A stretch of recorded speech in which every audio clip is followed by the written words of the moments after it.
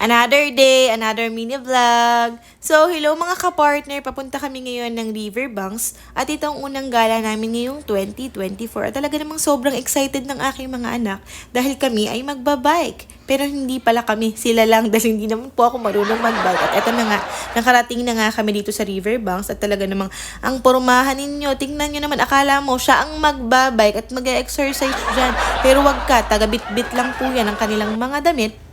Dahil hindi naman po yan talaga marunong magbike. At talagang nakaupo lang talaga po siya doon. Nanonood lang sa kanila.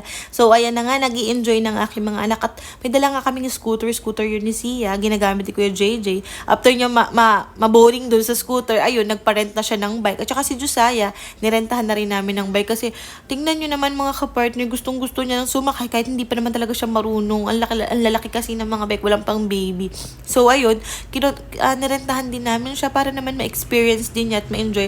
At si daddy ay maglakad-lakad dahil kaya nga kami pumunta dyan para maglakad-lakad siya. Pinapanood niya lang yung mga anak niya. So, ayan, natumba na nga ang aming princess. Nagasgasan ang aming princess. Sabi ko, okay lang yun. Parte yun ng paglaki niya.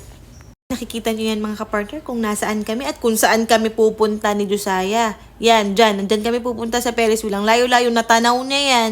At dyan niya pala gustong pumunta. Akala ko kung saan kami pupunta. Lakad siya ng lakad, dire-diretso. Ang tamad talaga niyang maglakad, mga kapartner ha. Lagi yang lalakad lang yung konti tapos uupo na. Akala mo pagod na pagod. Pero wag ka, nung nakita niya yung Ferris wheel, talagang dire-diretso siya. Hindi siya nagpabuhat. Tapos ayun na nga mga kapartner, pauwi na kami at talagang nag-enjoy ang aking mga anak. Bye-bye! God bless!